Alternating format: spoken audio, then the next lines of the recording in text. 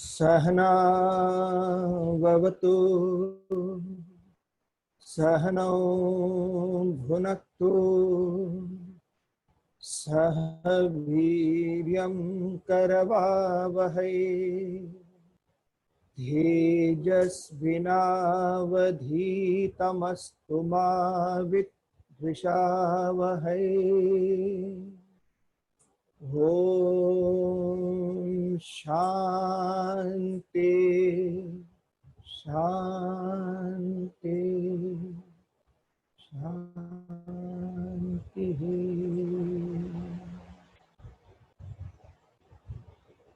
प्रातः स्मरामि हृदि संस्फुरदात्मतत्त्वम् सचित् सुखं परमहंस गतिं तुरीयम् यत् स्वप्नजागर सुषुप्तमवेति नित्यम् तद्ब्रह्म निष्कलमहं न च भूतसङ्गः तपोभिक्षीणपापानां शान्तानां वीतरागिनां मुमुक्षूणामपेक्षोऽयम् आत्मबोधो विधीयते।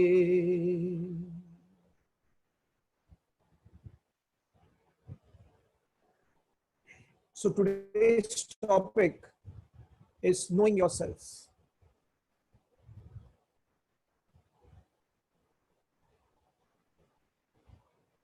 I am that supreme reality. When ignorantly I don't understand that one fact in life, then I presuppose other aspects of my life, the world starts. Therefore, to understand oneself, you have to understand what you are and why you are where you are. Two friends met after a long time, and one friend invited the other to the house just for light snacks, tea and all. As soon as the other friend came into the house, he could feel a bad smell, a bad odor. And he sat down on the sofa and he just was very uneasy. His face was, contours were gone all over. The other friend asked, what happened? He said, I don't know what it is. There's just a bad smell here. I don't know what it is. So the friend said, oh, yeah, got it. There's some nalla out there. And therefore this bad smell is, oh, wait. And he went inside and he bought the fusfus, the, what's it called? Fragrance, that, air freshener. So the air freshener fragrance was on. So he immediately got the air freshener and started hitting it everywhere. And the fragrance was very nice. They had a nice cup of tea. They had snacks. After half an hour, 45 minutes of discussion, just catching up, again the same foul smell started coming. The friend again said that, oh my God, the smell is again coming. Oh, right. And he went again inside. So the friend knew that he's going to get the air freshener again.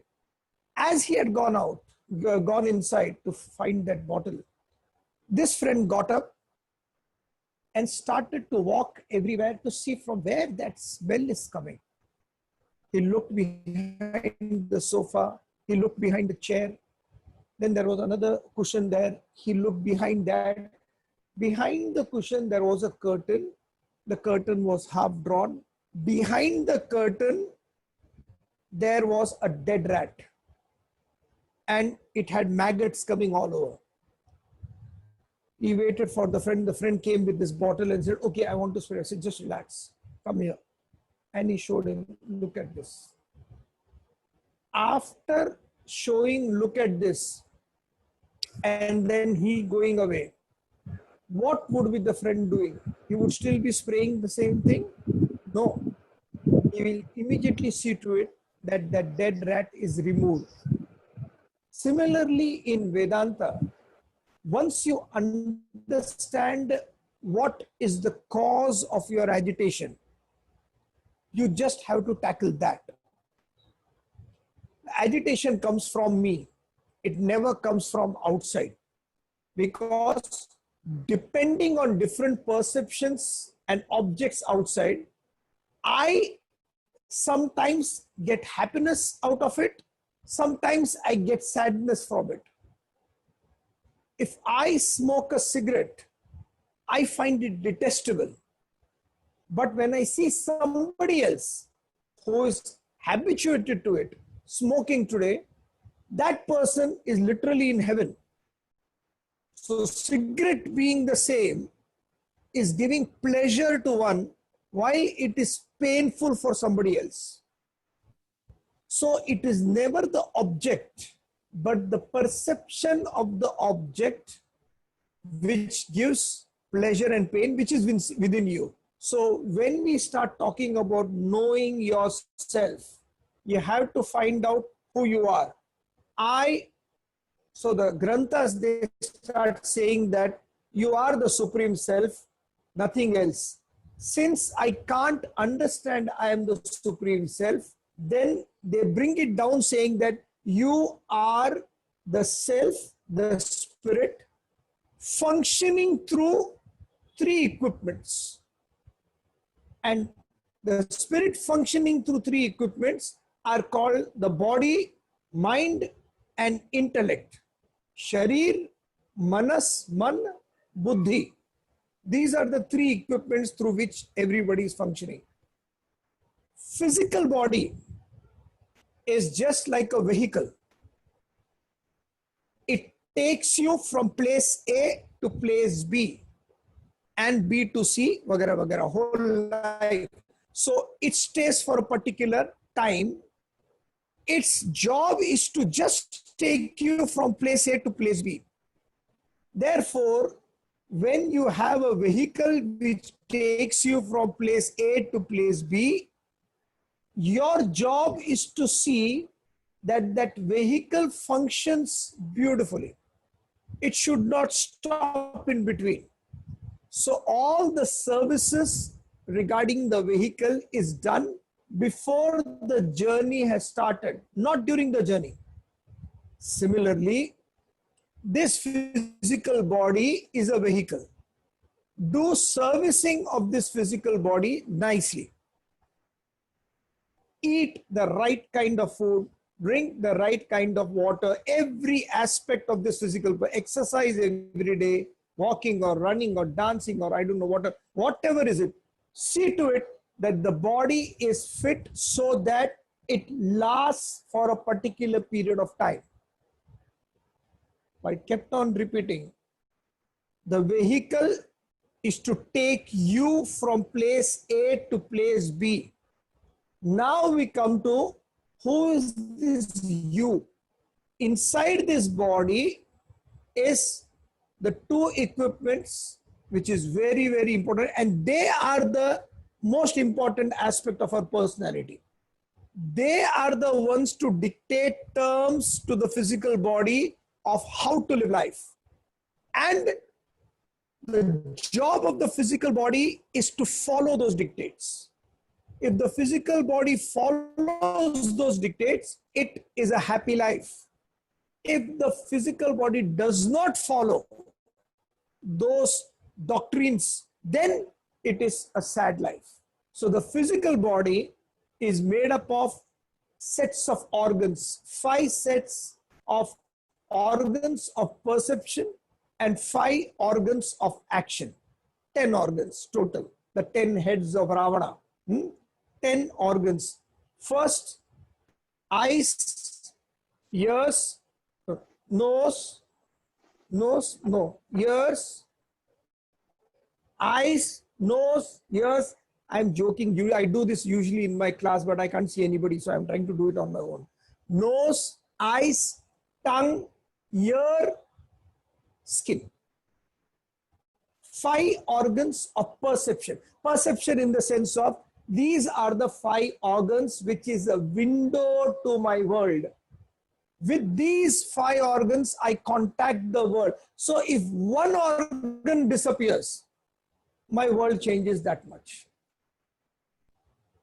Therefore, between any relationship, especially husband, wife and all, when the other person grows very old, and the lady is constantly talking, or the husband is constantly talking, and suddenly the other person cannot hear anything. This is gone off at a particular age. It's a blessing. So you don't listen to anything what the other person is saying. Just say yes, yes, yes, and continue what you're doing. One window shut off, automatically your perception of world changes. One day you get up in the morning, the eyes don't open up or something happens in the eyes, your world changes. One extra, the world changes. There's no extra, but I'm just saying 5 senses of organs. These are the 5 senses of organs which you witness in the world. All of them go as soon as you get up into the world and start contacting the objects of the world. And we gather what we call Vishayas. Vishayas means the substance from the objects, depending on our vasanas. We'll come to that ahead. These 5 organs, each has a tremendous amount of weakness for its corresponding name and form. So eyes has a weakness for color. Nose has a weakness for smell. Ears have a weakness for hearing. Tongue is a weakness for taste. Different types of 1,000 types of papad, 1,000 types of achar. This is all different tastes. It keeps on going. Each and every perception is dangerous. So here, there's this beautiful example given by the great Adi Shankaracharya in his book Viveka Chudamani, where he says that there are 5 insects or animal life which portrays what one weakness can do. So he gives first the weakness of eyes. The moth, M-O-T-H, moth, it sees a flame, it sees other moths and other insects flying into the flame and singeing itself, burning itself. Yet, due to the weakness of that sight, it can't stop itself. It goes into the flame and burns itself, loses its life. A weakness for ear. A deer is in the jungle camouflaged. The lion does not know where it is, so it puts its head down and roars. And when it puts its head down and roars, the noise echoes, and the deer does not know from where the roar is coming, and it panics and runs. It is seen, and then it is killed by the lion. Weakness for ears. Weakness for nose. A honeybee smells nectar and goes and falls into either these 2 plants, which is called the pitcher plant. It's like a jug which holds, shuts, or the Venus flytrap. It floats like this. So it goes inside to suck honey, it gets trapped, it gets killed. Weakness for tongue. Fish can be overfed, and even after its stomach is full, when it sees a worm dangling, an ankler's worm, it goes and plucks it. And as soon as it gets caught, it's dead. Overeating can kill a fish as well as a human being. Only human beings overeat, no other animals overeat. Next, skin. An elephant is trapped by digging a big hole in the ground and then covering it with hay and grass. A wild elephant is made to run from there by making a loud noise and din and roar, and the elephant falls inside that hole. When the elephant falls in the hole, it is caught, but it can't come out because it is still wild. Nobody will go. So what they do is they take up another tamed elephant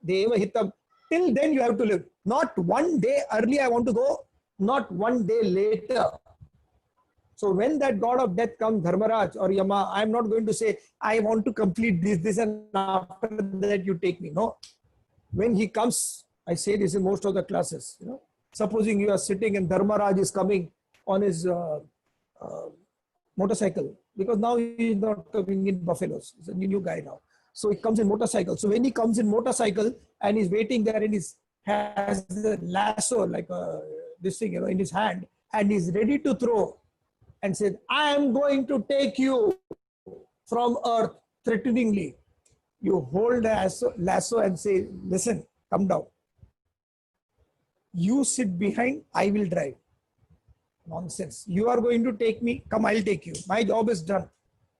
When that attitude happens, nothing in the world can touch you. I don't want to go 1 minute before my time. I don't want to go 1 minute later than my time.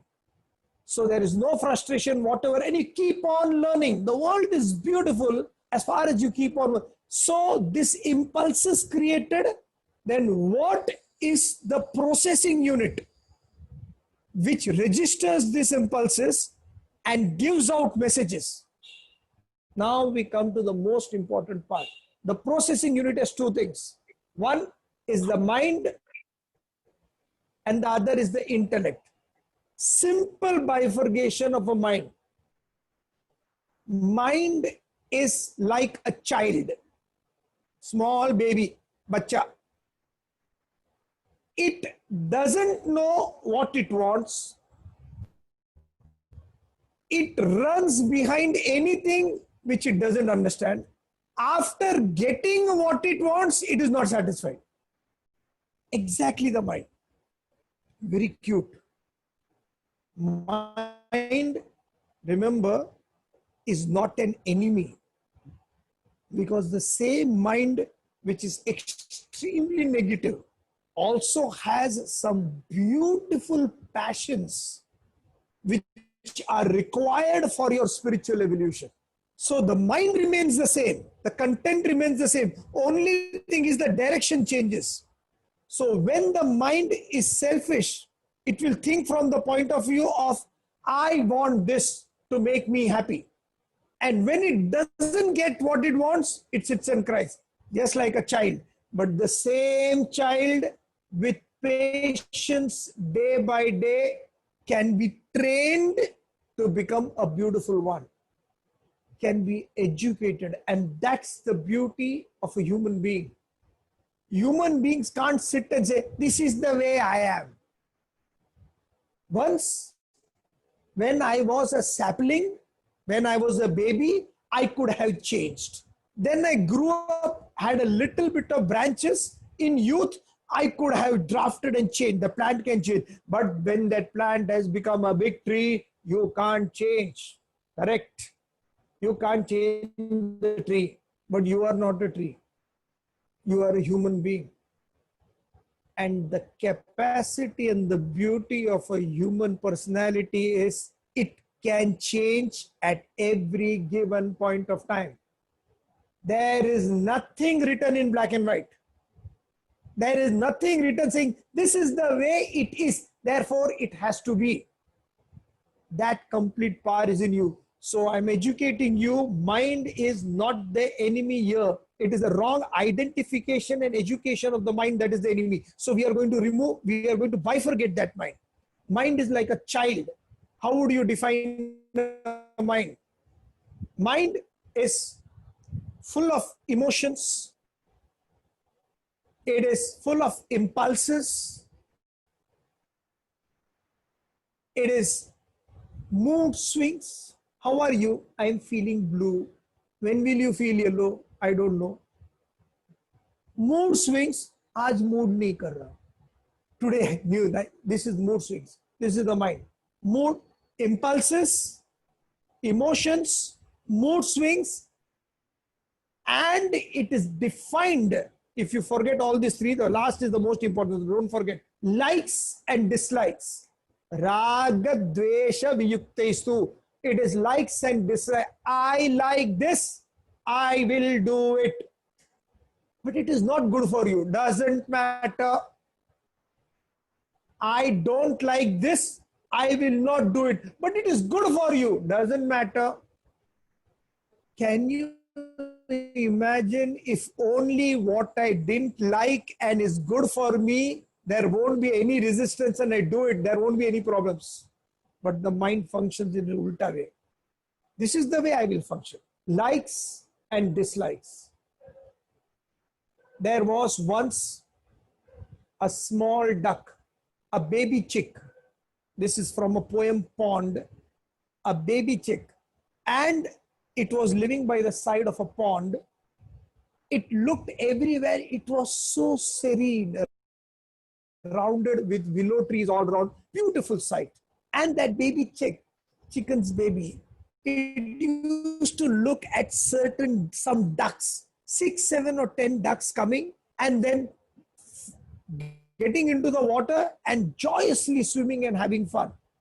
And this chick used to look at those ducks and say, how much they are having fun.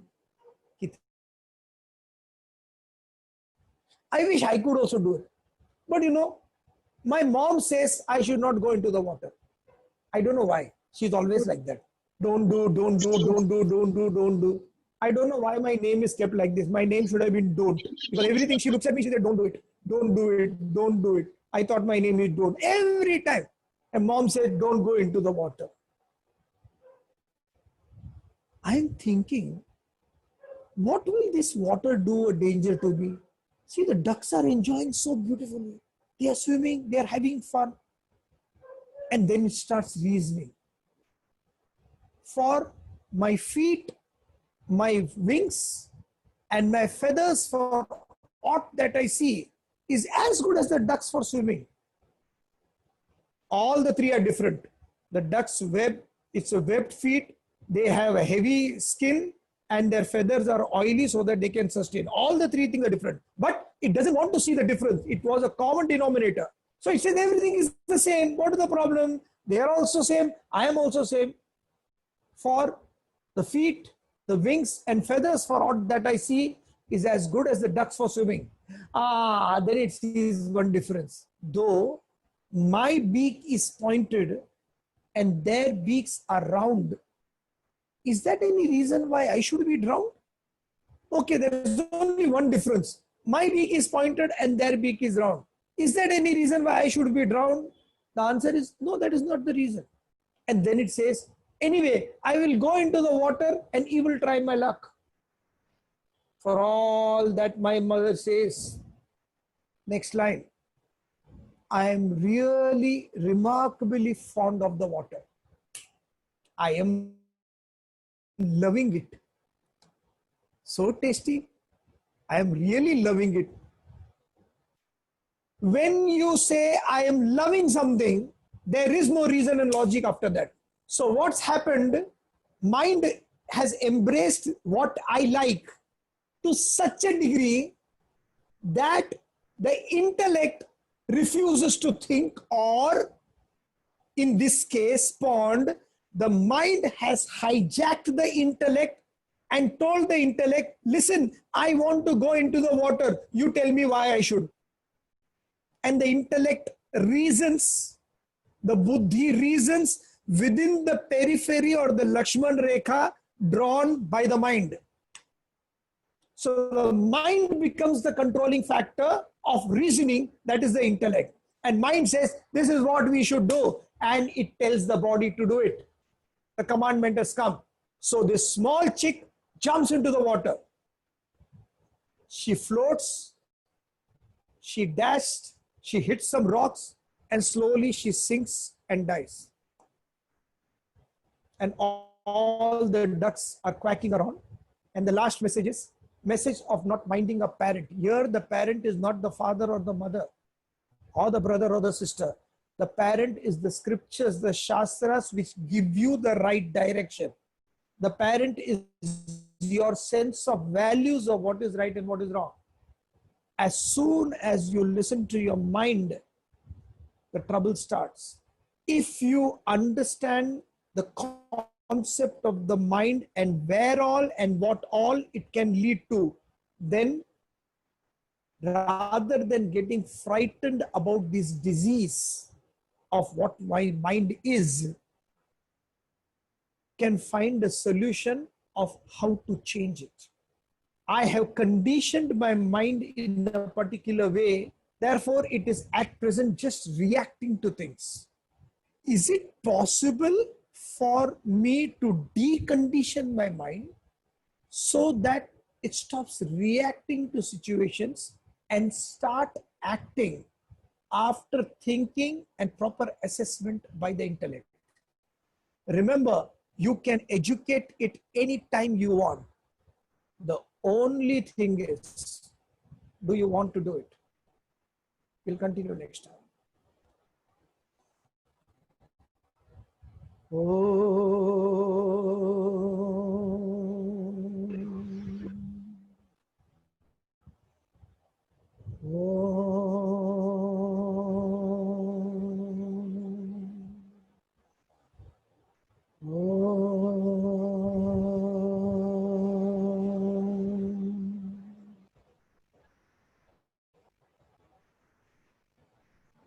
Thank you very much. Thank you.